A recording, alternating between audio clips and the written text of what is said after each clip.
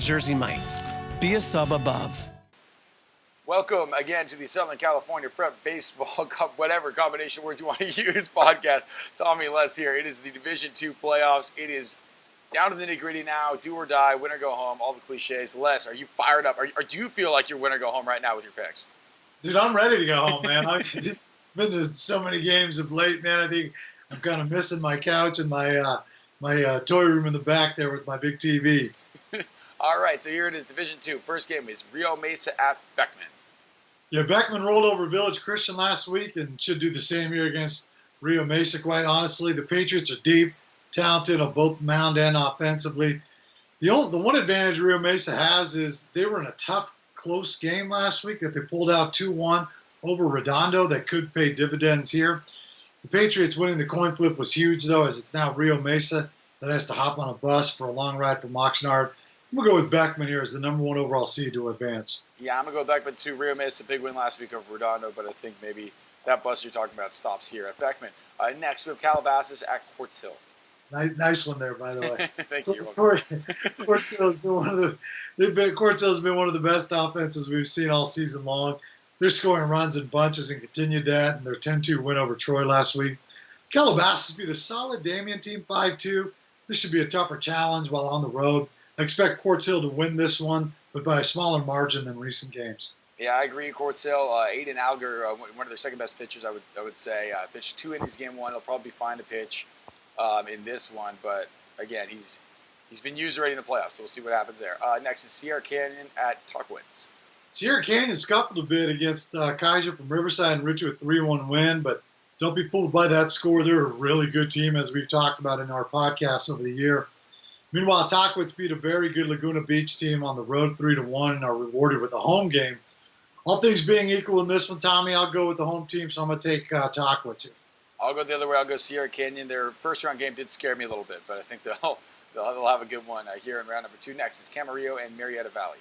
Yeah, Marietta Valley beat Moore League champs Milligan 3-1. Nighthawks are loaded with Division I talent and are capable of making a deep run. Camarillo handled Santa Barbara and must now get on a bus for a long bus ride to Marietta.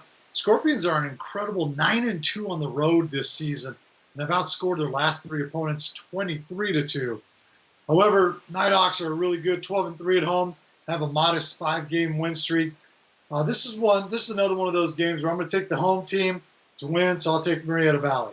I'll take them too. That bus ride's no joke. I've experienced some of those. It really does kind of affect you. So I got Marietta Valley in this one. Next, we have Yucaipa at Corona Del Mar. This might be one of the games of the day in D2. Yucaipa beat a good Glendora team 7-3 behind a stellar pitching performance from Tyson Heaton last week. Their offense is loaded with talent and carries a team batting average of .426. Junior Michael Carpentier, a TCU commit who you mentioned last week, he paces the Thunderbirds with 3 home runs and will be playing at a park where the ball flies out.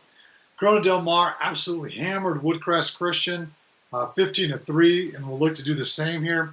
The Sea Kings have a really good offensive lineup with D1 commits up and down. Their pitching has been really good of late, too. The team ERA of 2.30. While I picked against them last week, I'm going to reverse that. I'm going to take Corona Del Mar in this one. Yeah, I'm going to take them as well. Tyler Heaton, as you mentioned, pitched last game. I think Yucaipa will probably throw Vincent Alvarez, who's got a 1.96 ERA, not too shabby there. Chaz Martinez, hitting .398, 5 home runs, 32 RBIs. He will probably pitch for the Sea Kings. So expect that matchup, and I like Corona Del Mar in this one. And then we've got Crescenta Valley, in Fountain Valley. Yeah, Fountain Valley beat a good Canyon team 7-1 last week behind a really good pitching performance from Jake Brooks, a UCLA commit.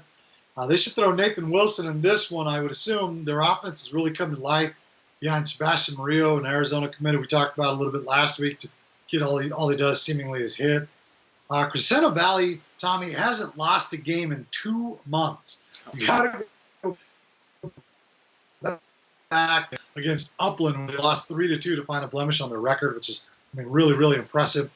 Seth Beer threw last week, so he's likely not to see any action on the mound after cruising against Lakewood in their 5-2 win. I don't think this is a game that we'll see the Falcons streak end, so I'm going to go with Crescenta Valley. I'll go with them as well. I like teams that are hot coming into the playoffs, so I'll go with Crescenta Valley. Next, it is St. Bonaventure in Alameda. Alameda had a hard-fought game against El Segundo, which they pulled out 2-1.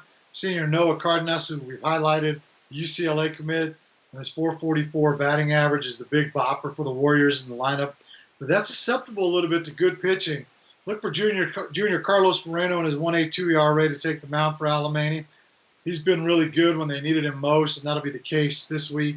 St. Bonaventure is on a 12-game winning streak, including a 1-0 win over Simi Valley in the first round in which they defeated Owen Sharps.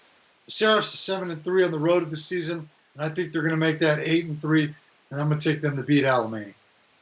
I'll go the other way around. They played once before. It was back March 7th. Alemany won 5-0. Seemed like they pretty much had that game in hand. But again, it's a little bit weird earlier in the season.